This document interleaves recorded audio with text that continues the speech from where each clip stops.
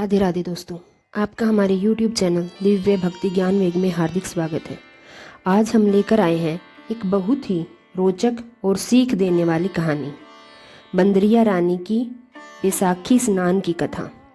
यह कहानी हमें सिखाती है कि सच्चाई और सच्चे मन की पूजा का फल ही असली फल होता है। बहुत समय पहले की बात है। एक घने जंगल के पास एक सुंदर राज्य था, जहाँ एक न्यायप्रिय राजा और उनकी रानी रहते थे। रानी बहुत ही धर्मपरायण थी और हर साल बैसाखी के पावन पर्व पर पवित्र नदी में स्नान अवश्य करती थी। ऐसा माना जाता था कि इस दिन स्नान करने से पाप नष्ट होते हैं और मनोकामनाएं पूर्ण होती हैं। उसी जंगल में एक चतुर बंदरिया रहती थी। वह रोज महल के पास आकर लोगों को देखती और सोचती, काश मैं भी इंसानों की तरह सुंदर और सम्मानित होती। एक दिन उसने रानी को बैसाखी का स्नान की तैयारी करते देखा। रानी के साथ दासियां, सुगंधित तेल, सुंदर वस्त्र और पूजा की सामग्री थी। बंदरिया के मन में इच्छा जागी, अगर मैं भी बैसाखी के दिन स्नान कर लूं तो शायद मेरा रूप बदल जाए और मुझे भी सम्मान मिले।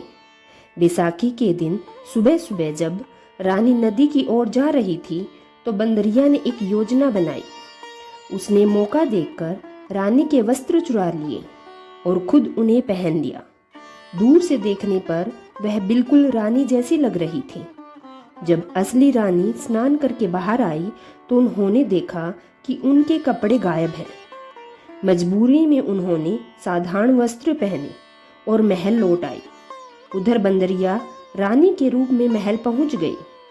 महल के लोग बाहरी रूप देखकर धोखा खा गए और बंदरिया को असली रानी मान बैठे। असली रानी को किसी ने पहचाना ही नहीं। वे दुखी होकर महल से बाहर निकाल दी गई और जंगल में रहने लगी। बंदरिया अब रानी बनकर रहने लगी, लेकिन उसके व्यवहार से सबको धीरे धीरे अजीब लगने लगा। वह सही ढंग से बोल नहीं पाती, अजीब हरकतें करती और राजकाज भी ठीक से नहीं संभाल पाती। एक दिन राजा को शक हुआ। उन्होंने एक योजना बनाई। उन्होंने दोनों रानियों को बुलाया और कहा कि वे कुछ खास काम करें, जैसे पूजा विधि करना, राज परिवार की परंपरा बताना और शालीनता से व्यवहार करना। असली रानी ने सब कुछ सही तरीके से किया, जबकि बंदरिया की पोल खुल गई। वह ठीक से कुछ भी नहीं कर पाई और अंत में डरकर अपनी असली आवाज में बोलने लगी। राजा ने तुरंत सच्चाई समझ ली। असली रानी को सम्मानपूर्वक वापस महल में स्थान दिया गया, जबकि बंदरिया को जंगल में भगा दिया गया। इस कथा के माध्यम से हमें यह बताया गया है कि बैसाखी के दिन स्नान करने से केवल शरीर को शुद्ध नहीं करना चाहिए, बल्कि मन की पवित्रता और सच्चे आचरण के लिए भी महत्वपूर्ण है। जो व्यक्ति सच्चे मन से इस दिन स्नान और पूजा करता है, उसे पुण्य और शांति प्राप्त होती है।